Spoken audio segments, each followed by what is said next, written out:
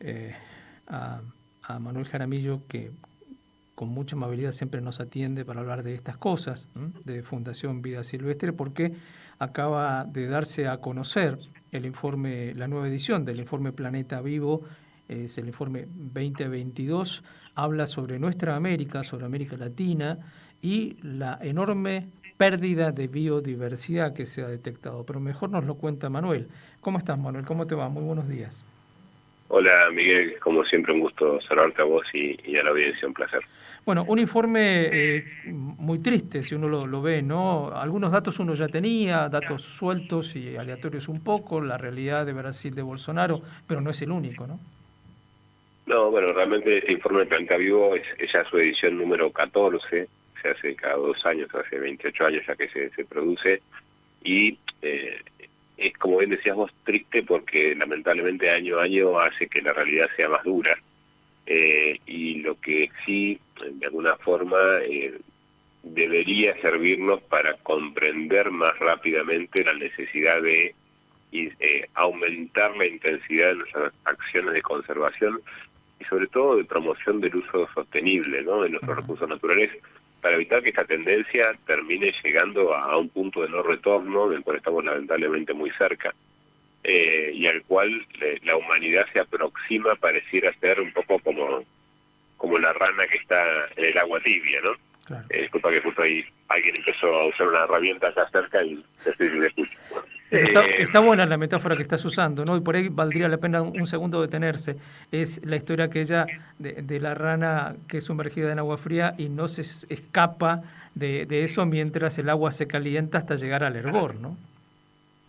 Exactamente, lo que pasa es que ya estamos viendo las burbujas, Claro. ya estamos sintiendo, podríamos decir, las quemaduras en la piel de alguna manera, porque estos indicadores que presenta hoy el informe Planeta Vivo se están manifestando en eventos cada vez más extremos, en sequías, en tormentas, en desplazamientos climáticos de personas que tienen que dejar sus áreas de cultivo, sus áreas de disculpa que voy a decir el poco ver porque no sé quién es el vecino que se le ocurrió prender la máquina, que ha generado justamente ya ese tipo de afectaciones que hacen que los síntomas ya estén muy presentes, ¿no? Y no reaccionamos. Seguimos pensando que es posible seguir manejando una situación con un planeta que está claramente en una crisis climática y de biodiversidad.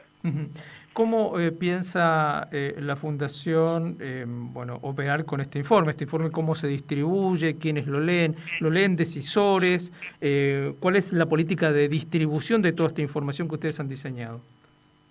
Sí, bueno, básicamente, como bien sabes vos, el informe lo produce en realidad WWF, que es la Organización Mundial de Conservación, a la cual nosotros estamos asociados ya hace más de 35 años, y es un informe de distribución mundial, ¿no?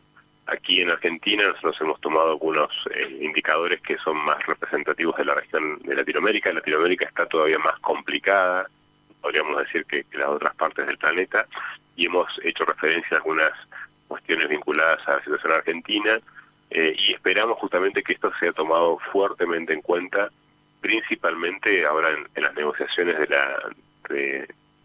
la conferencia de las partes de la Convención de Diversidad Biológica en Montreal en diciembre, la COP15, donde los países deben revisar el estado de implementación de lo que fueron las metas de Aichi, que están vencidas, y tomar nuevos compromisos. Esperamos que esta vez sean más ambiciosos y que se cumplan más, para lo que es el marco post-2020 de la Convención de Diversidad Biológica, donde deben realmente diseñarse e implementarse las políticas internacionales para modificar esta realidad, que es tan tremenda que si no la modificamos compromete ya no la vida de la biodiversidad, sino la vida de la humanidad en el planeta. Esto es como una fotografía, como un planteo de mapa de situación. Sí, nosotros a veces solemos decir que es como cuando uno va al médico y el médico te pide un análisis de sangre y demás, y bueno, ese análisis de sangre está diciendo que tenemos colesterol, que tenemos glucemia, que tenemos presión arterial, y tenemos que saber que esos indicadores tienen que ser atendidos, porque si no se atienden, las consecuencias pueden ser muy negativas, ¿no? Y lo bueno de esto es que hay tratamiento, ¿sí? Sabemos cuál es el tratamiento posible para modificar esta situación del planeta y en eso estamos trabajando muchas organizaciones hace tiempo, ¿no? Hay que reducir el cambio de uso del suelo fuertemente, hay que trabajar en la restauración y en la regeneración de los ambientes productivos, hay que generar condiciones para que las cadenas de suministro de diferentes tipos de producción se transformen positivamente, abasteciendo obviamente de los recursos que necesita la humanidad, pero sin generar este sobreuso que hoy le pide al planeta mucho más de lo que el planeta nos puede dar, y sabemos que eso no se puede sostener a largo plazo, ¿no? Claro. De alguna manera en el informe se habla mucho de sobreexplotación, ¿no? Sobre todo flora y fauna. Eso es un síntoma que en América Latina es más fuerte que en otras regiones. Sí, en América Latina lo que principalmente está hoy predominando es la conversión de los ambientes naturales, no solo de los bosques, sino también de los pastizales y los humedales, la sobreexplotación que también hay que mirarla fuera de la tierra en lo que son los ambientes marinos. La sobreexplotación pesquera está generando una pérdida enorme de biodiversidad, y no solo por lo que sacamos para comer o comercializar, sino por lo que sacamos para tirar. Es tremendo, pero muchas industrias pesqueras generan un descarte por bycatch, que es la pesca incidental, o se pescan especies que no tienen valor comercial, o a veces el descarte pesquero que se da porque los barcos vienen pescando una especie determinada y encuentran un cardumen de una de mayor valor y arrojan al mar la especie que ya habían capturado para llenar sus bodegas con la especie de mayor valor. Y también un tema no menor en América Latina, que por ahí es un poco más silencioso, son las especies exóticas que se van asilvestrando y van generando simplificaciones de la biodiversidad. En el caso de Misiones en particular, ya hay avistajes de ciervo axis, precisamente en la zona sur, y esto es tremendo. De hecho, en la zona sur también hoy se ven liebres europeas, y el jabalí está también llegando fuertemente a Misiones, y esto puede ser en muy poco tiempo una competencia enorme para especies silvestres que ya están alteradas justamente por la cacería, por la fragmentación del hábitat, y estas especies exóticas, invasoras, que son mucho más generalistas y que se adaptan a condiciones mucho más extremas, pueden terminar desplazando prontamente a muchas especies silvestres que es necesario proteger en Misiones. Sí, hace poco un especialista me decía, hablando de la flora, que es otro ejemplo que puede usarse, de la presencia en pleno monte donde nadie podía imaginar que pudiera estar, de uveñas, por ejemplo, que son tan comunes en las calles de las ciudades, pero ahora en plena selva misionera esa es una planta exótica también, un árbol exótico.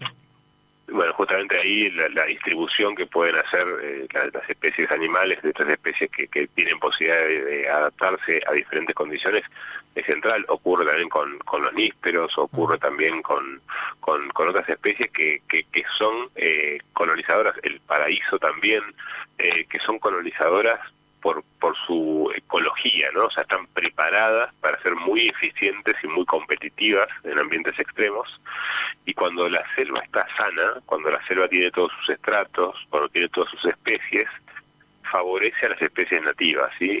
Se hace mucho más difícil de ser invadida por especies exóticas. Ahora, cuando la selva está afectada, cuando la selva está degradada, cuando ha perdido muchos elementos de su naturaleza, de sus estratos, se hace mucho más vulnerable al ataque, podríamos decir, de las especies exóticas invasoras, y eso muchas veces es lo que ocurre, ¿no? Los bosques degradados son más fácilmente invadidos por especies exóticas, tanto de animales como de flora, ¿no? Manuel, para cerrar, vos decías hace un rato que es muy importante que los gobiernos se comprometan y que sean más ambiciosos también en ese compromiso. Por un lado, hay compromisos que no se han cumplido, pero bueno, hay que redoblar la apuesta, es un poco eso.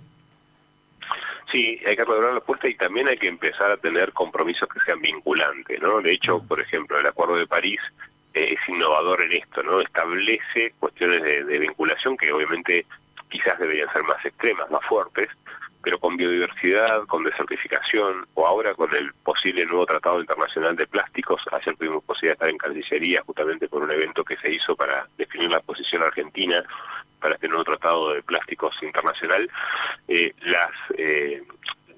La obligación, la vinculación que tenga los compromisos que tomen los países con consecuencias futuras, tiene que ser más fuerte, porque sabemos que si no hay un control, una fiscalización, una sanción, podríamos decir, por la falta de cumplimiento de los compromisos fácilmente se olvidan, ¿no? Y ahí es donde hay que trabajar, porque son compromisos que son para el bien de todos, ¿no? Claro. Y a veces cuando el bien es común, cuesta que nos hagamos cargo de la parte que nos toca en poder implementarlos, en poder implementar los compromisos, ¿no? Bien, la última, para poder acceder a este informe, a este reporte, si alguien que nos está escuchando quiere leerlo detenidamente, digamos, ¿cómo accede, a dónde lo encuentra? Bueno, en Google, informe Planeta Vivo 2022, y si no, ingresan en nuestras redes sociales. Hoy al menos están disponibles en todas, en Facebook, en Instagram, en YouTube. En YouTube tenemos un videíto que hemos colgado con un poco un resumen también de esto en el YouTube de la Fundación Vida Silvestre. Y si no, en www.vidasilvestre.org.ar, ahí está la sección de noticias, el resumen y el acceso a toda la información. Y desde ya también a un montón de información que pueden ver de la Fundación Vida Silvestre, incluido la posibilidad de asociarse si les interesa. Perfecto. Manuel, como siempre, te mandamos un abrazo enorme. Igualmente, un placer para mí, como siempre, comunicarme con ustedes y con esa hermosa provincia, así que hasta pronto. Manuel Jaramillo charlando con nosotros, es el titular de la Fundación Vida Silvestre en la Argentina.